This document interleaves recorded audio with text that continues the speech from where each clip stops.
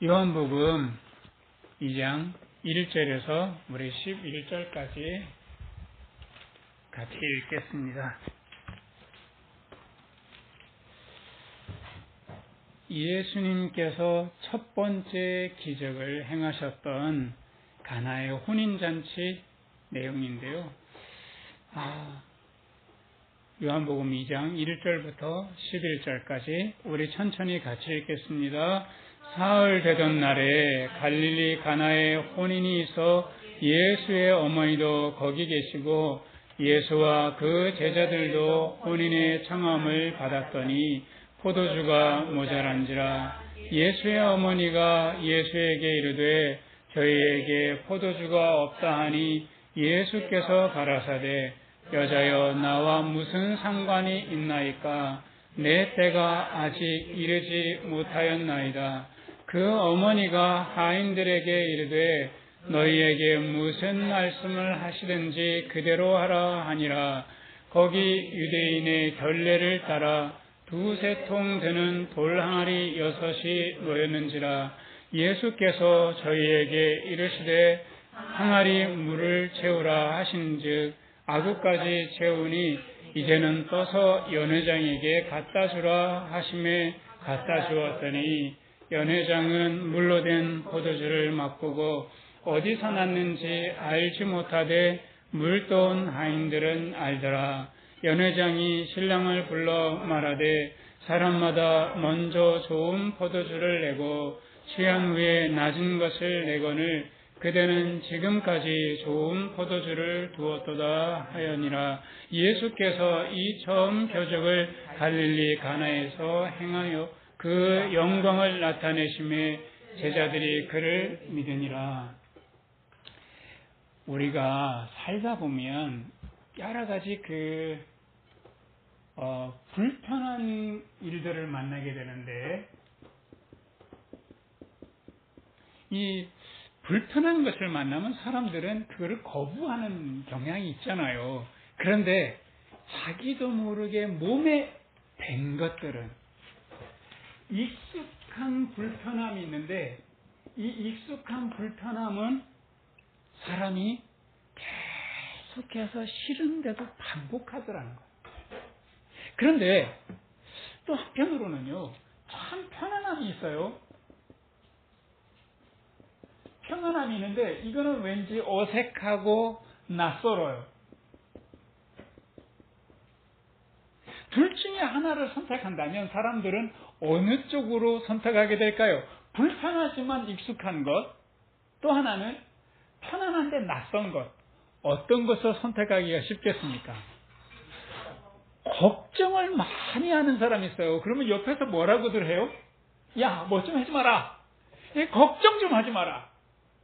그러면 이 사람이 걱정 안 할까요? 걱정하는 게 너무 익숙해서요. 이게 불편한데도 계속 걱정을 해요. 그래서 이런 이야기를 많이 하잖아요. 걱정한다고 걱정이 없어진다면 걱정이 없게? 자꾸 걱정하는 거예요. 일 중독이 있는 사람에게 제발 좀 그렇게 일하는 것 때문에 막 너무 고심하지 말고 좀 쉬어라. 쉬기가 너무 어려운 거예요.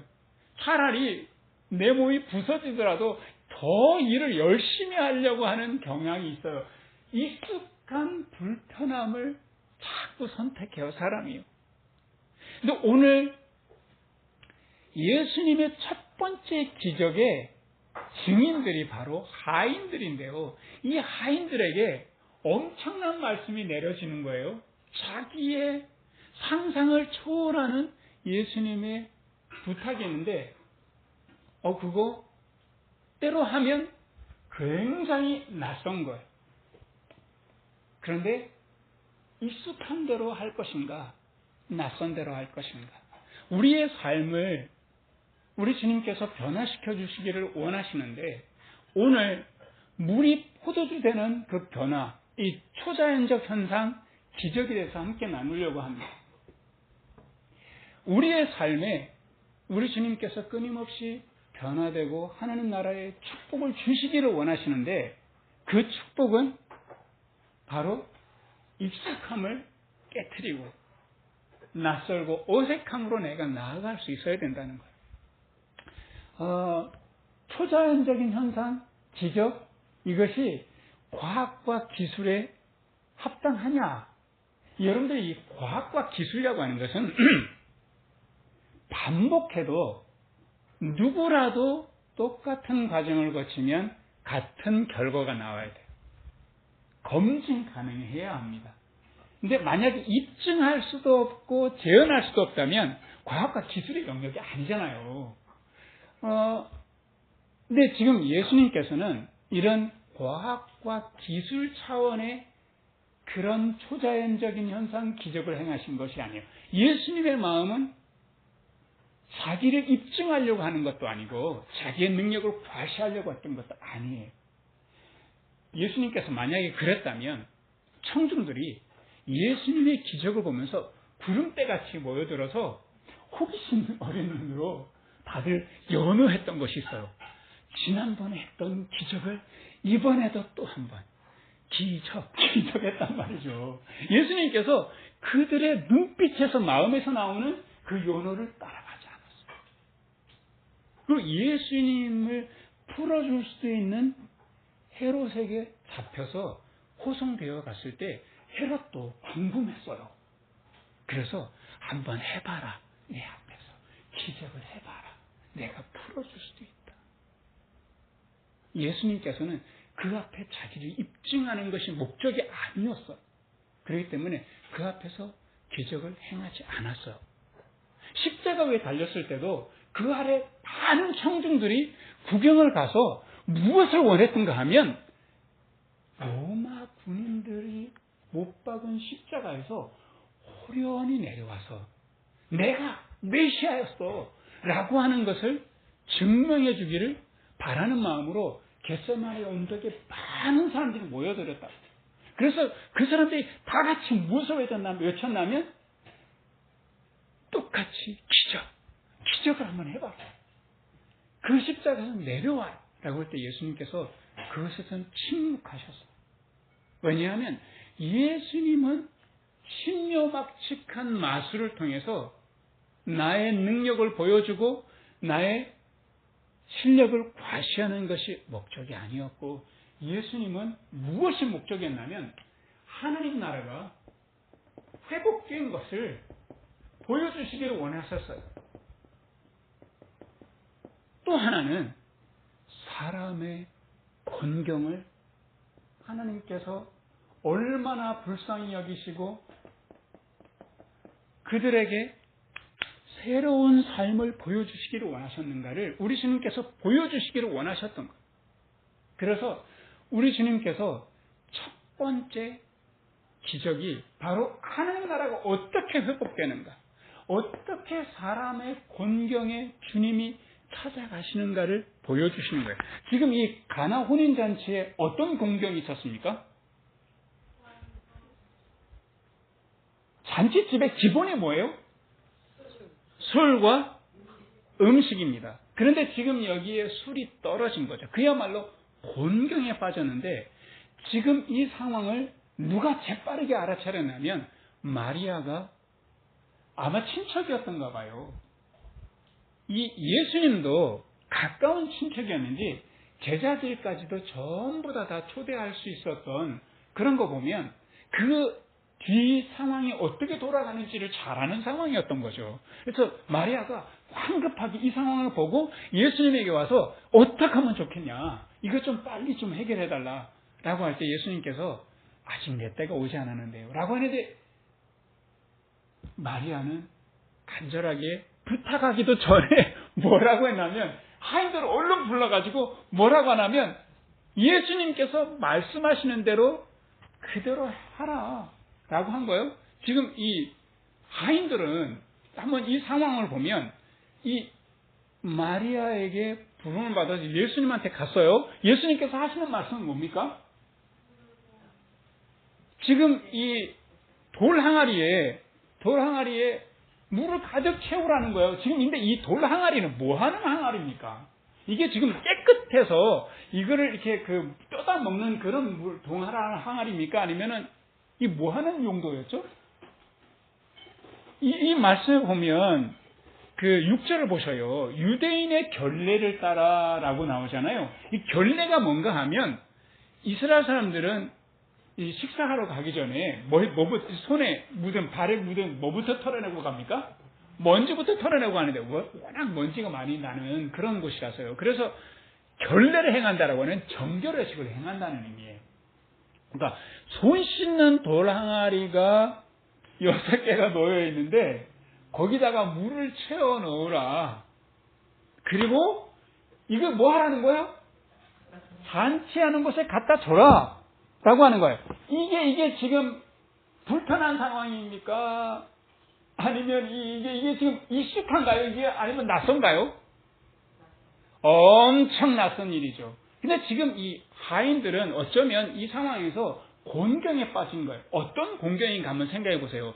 지금 잔치집에 포도주가 떨어졌다면 이 굉장히 많은 사람들을 초대했는데 초대할 만큼 큰 부자였던 거예요. 말하자면요. 가나의 혼인잔치집이 큰 부자가 포도주가 떨어진 것을 자기가 책임질까요? 아니면 내가 잘 준비하였는데 저것들 하인들이 준비를 제대로 안 해가지고 이 모양 이 사단이 났다라고 하인들 탓할까요?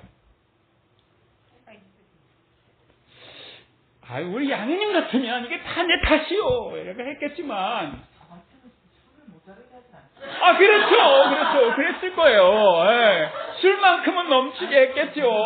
그런데 지금 이 주인의 행태를 볼 때는 아마도 하인 잡을 가능성이 많죠. 그래서 왜 정부에서도 이렇게 큰 문제가 벌어지면 고급 관리들이 책임집니까? 아니면 하급 공무원들이 결국엔 꼬리 자르게 하는 대로 이렇게 징계를 받는 쪽으로 가잖아요, 보통. 그런 것처럼 이 하인들이 지금 몰매를 맞게 생긴 거예요. 몰매를 맞고 평생 사는 것이 익숙한 불편함이에요. 그게 그냥 자연스러운 거예요. 평생의 명령을 받고 명령대로 안 했다고 좀 맞고 그냥 그게 편해요. 익숙하니까. 차라리 그게 몸이 아프고 고통스러워도 그게 그냥 몸에 배어 있으니까요. 근데 예수님께서 문책당할 이 하인들에게 이 부탁하는 말씀이 있는 거예요. 자, 이 하인들을 어떻게 할 거냐 이거죠. 많은 생각들이 오고 갔을 거예요. 이거 어떻게 하면 좋지?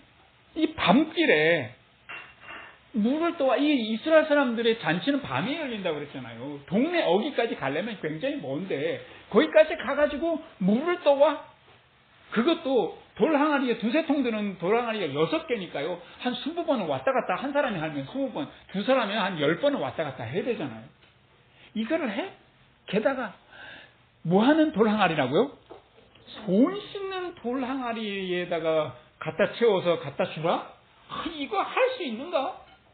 이거 참 불편해요. 차라리 가만히 쪼그려 앉아가지고 두들겨 맞는 게 더 편해. 낯선 일입니다. 어색해. 따라가기가 참 어색해. 이 포도주 어디서 난 거야? 라고 물으면 뭐라고 해야 되냐고요. 그래서 사람들은 참 불편하고 고통스럽지만 익숙한 대로 살아요. 그래서 저는 참 어려운 게 행복 찾기 기껏 하고 막 행복 찾기 할 때 눈물 콧물 흘리면서 마음의 평안함을 얻었다. 다시는 이제 과거처럼 살지 않겠다라고 했는데 돌아가면 똑같이 걱정하고 똑같이 일 중독, 똑같이 술 중독. 그래서 자학하고 이렇게 하는 거 보면 참 가슴이 아픈데 그것이 사실은 하나님께서 그런 세상을 우리에게 주시지 않았잖아요. 하나님 나라를 우리에게 주셨는데 아담이 하나님의 말씀을 들어보니까 그 말씀대로 따라 순종? 내 생각대로 가는 게 더 쉽죠. 동산 중앙에 있는 뭐를 먹지 말라고 하는 거예요? 하나님께서 에덴 동산에 있는 선과 악을 알게 하는 나무의 실과를 먹지 말라. 선과가 알게 하는 나무의 실과가 뭡니까? 세 글자로? 선악과. 두 글자로는 뭡니까? 내 생각대로 가지 말라는 거예요. 하나님 말씀에 순종하면, 내 생각대로 가지 않고 순종하면 하나님 나라의 그 평안함을, 하나님 나라의 기쁨을 다 누릴 수 있는데, 사람이 어찌 그게 되냐고요. 자기 생각이 있는데 내 멋대로 하는 거예요. 그래서 예수님께서 오셔서 첫 번째 하셨던 말씀이 뭡니까? 첫 번째 하셨던 말씀, 선포하실 때 뭐 하라? 예수님이 전 삶을 첫 번째 말씀으로 취약해서 말씀하십니다. 전 삶의 메시지가 뭔가 하면 회개하라. 천국이 이미 가까이 왔다는 거죠. 하나님 나라가 이미 와 있는데 나의 생각대로 살지 말고 그 주님의 진리대로 따라 순종하라는 거예요. 자, 지금 공경에 빠진 사람, 하인들은 마음속에 어떻게 결단할 수 있었겠냐고요. 그 결단할 수 있었던 것은 우리 주님이 그날 저녁에 제자들도 다 있고 지금 잔치에 엄청난 일이 벌어진 것은, 술이 떨어진 것을 몇몇 사람은 알잖아요. 가족들은 알고 있고, 그리고 누구도 안 하면 제자들도 그 상황을 보고 있는 거예요. 만약에 예수님이 그 자리에 하인들에게 물을 떠와라, 포도주 양 떠다 줘라 하고 난 다음에 무책임하게 스르륵 도망갔다면 무슨 일이 벌어졌겠냐고. 예수님은 공경에 빠진 사람들을 너무 잘 아셔요. 그들에게 하나님 나라가 어떻게 회복되는지를 보여주고 싶으셔요. 그래서 주님이 그 자리에 함께 하셔요. 주님의 함께 하심을 하인들은 보고 그분이 도망한 거, 이건 장난이 아니구나. 지금 제자들도 두 눈 뜨고 보고 있고, 그리고 이 가족들도 두 눈 뜨고 보고 있는데 이 엄청난 부탁을 해? 만약에 이것을 예수님이 말씀하신 대로 기적이 안 일어난다면 누구 탓하면 돼요? 하인들은요? 예수님 탓하면 되는 거예요. 저 예수가 하라는 대로는 했을 뿐이에요. 그래서 우리 주님께서 나는 주님의 말씀을 따라서 고요하게 순종했는데 내 마음에 평안이 없고 하나님 나라가 내 마음속에 없다면 하나님 탓하면 돼요. 한번 해보시라는 거죠. 그래서 하인들은 주님이 고요하게 그 자리를 지켜서 있는 것을 보고 마음속에 힘을 얻은 거죠. 도망가지 않는 예수님과 그 자리에 고요하게 지켜서서 응원해 주시고 계시는 주님의 그 눈빛을 보고 하인들이 물을 한 동이 두 동이 떠다가 한 항아리 두 항아리를 채워서 아구까지 다 채웠습니다. 예수님께서 떠다 주라 하실 때 고요하게 떠다 줍니다. 얼마나 낯설고 어색할까요? 그렇지만 마음만큼은 평안한 거예요. 주님이 함께하는 것, 그리고 순종하는 것. 사람의 공경, 사람은 그 공경에서 벗어나고 싶어 하는데 자기 생각에서, 자기 익숙한 습관에서 떠나지 않으면서도 내가 뭔가 변화되고 싶어해요. 이거는 있을 수 없는 일입니다.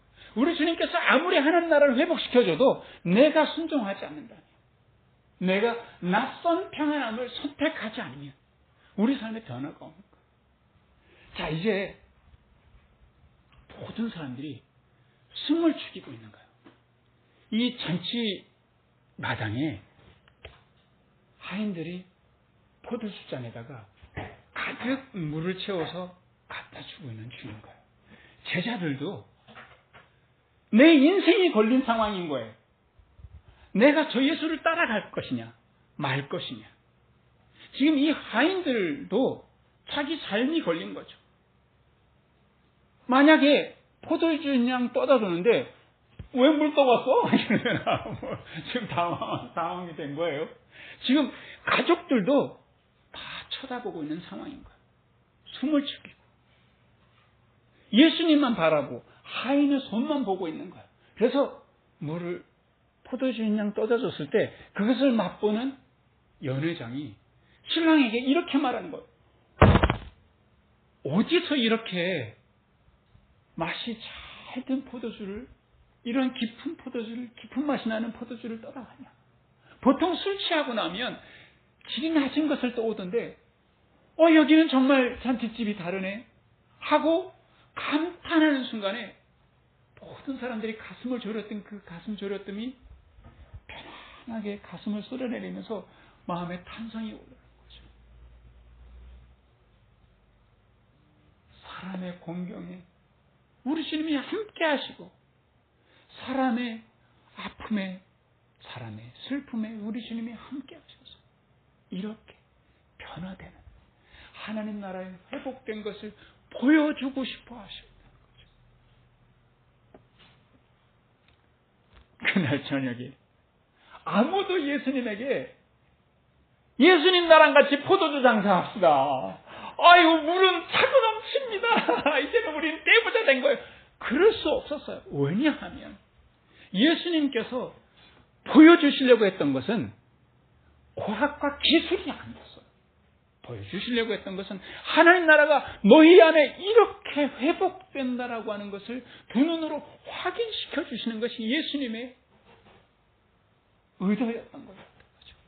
아담이 잃어버렸던 신라원을 어떻게 회복하는가, 그것이 어떻게 우리 삶 속에 이루어졌는 것을 예수님께서 보여주시고 했는데, 그 상황을 제자들은 두 눈으로 목격을 하게 된 거죠.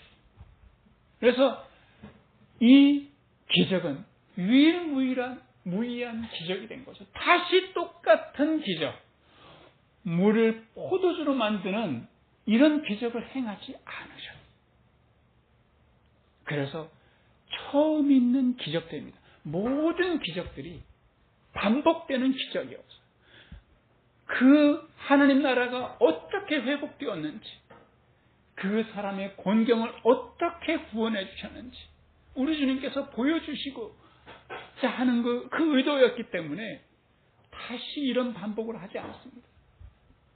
사람들은 저마다 신라권을 회복하고 싶어요. 에덴을 회복하고 싶고 천국을 내 마음속에 회복하고 싶어서 어떤 방법을 선택하냐면, 불편하지만 익숙한 것, 내가 돈 버는 것이 익숙하면 돈 버는 걸로, 유흥이 익숙하면 유흥으로, 세상의 즐거움이 익숙하면 내가 다음날 아침에 막 토하고 괴롭더라도 그쪽을 자꾸 가요. 어떤 사람은 쇼핑이 즐거우면 자꾸 그쪽으로 빠집니다. 그렇지만 그곳에서 헤어나올 수 없는 거예요. 그래서 우리 주님께서 가나의 혼인잔치를 통해서 하나님 나라가 어떻게 회복되었는지 많은 증인들 앞에서 보여줌으로 그 제자들이 예수님의 모습을 보고 마음에 믿음이 생기고 하나님께 영광을 돌릴 수 있었던 거죠. 우리 주님께서 우리 삶의 틀을 깨고 나와라, 지금 말씀하고 계시는 거예요. 그래서 제자들과 그 많은 하인들은 삶의 벼락을 온몸으로 맞으면서 두려워서 웅크리고 있지 않았던 거죠. 예수님께서 내민 손을 잡고 변화하는 그 자리에 있었던 거죠. 지금도 우리 주님께서 우리의 손을 꼭 붙잡고 내가 너를 지켜줄게, 한번 이 변화에 동참하지 않을래? 우리에게 물으십니다. 그래서 이 아름다운 하나님 나라를 날마다 우리의 삶에서 경험하고 사시기를 주님의 이름으로 축원합니다. 우리 같이 기도하겠습니다. 은혜로우신 하나님 아버지, 아담이 실패했던 것처럼 혹시 우리들도 내 생각을 따라서 끊임없이 잃어버린 신라권을 찾아서 돈을 따라가고 유흥을 따라가고 세상 환락을 기웃대고 있는 것은 아닌지, 그곳에서 천국을 찾아보려고 하다가 더욱 길을 잃고 헤매고 있는 것은 아닌지 우리 자신을 돌아봅니다. 가나 혼인잔치의 하인들이 고요히 주님이 함께 계시며 주님이 힘이 되어주시는 것, 주님의 손을 붙잡고 순종하여서 예수님의 첫 번째 기적을 맛본 증인이 되었던 것처럼 우리들도 주님이 우리와 함께 계시는 것을 믿고 낯설지만 평안함을 따라서 주님의 말씀에 순종하여서 하나님 나라의 그 회복을 우리의 삶에서 경험할 수 있도록 하나님의 기적을 온몸과 마음으로 우리의 삶에서 누리며 살아갈 수 있도록 주여 축복하여 주시옵소서. 우리 주님, 우리의 몸에 밴 익숙한 불편함, 익숙한 고통을 떨쳐버릴 수 있도록 성령님께서 우리를 감화 감동하여 주시옵소서. 그래서 매일의 삶이 하나님 나라가 되게 하시고 기적이 있는 귀한 삶이 될 수 있도록 축복하여 주시옵소서. 예수 그리스도의 이름으로 기도합니다. 아멘. 우리 찬송 같이 부르고 준비하는 것 하나님께 드리겠습니다. 찬송가 360장입니다.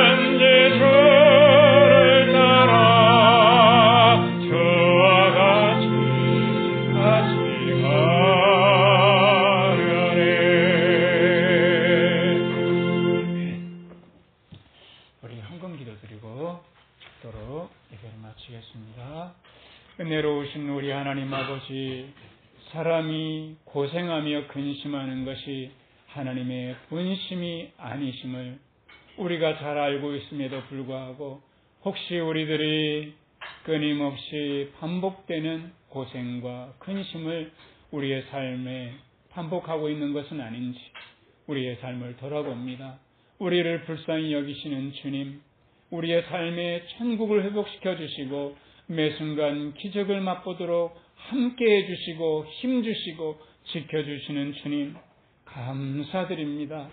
우리의 감사를 주님 앞에 드리오니 우리 하나님 이 적은 헌금 받아주시고 주님의 나라가 귀하게 전파되는데 귀하게 사용하여 주시기를 간구하며 기도합니다.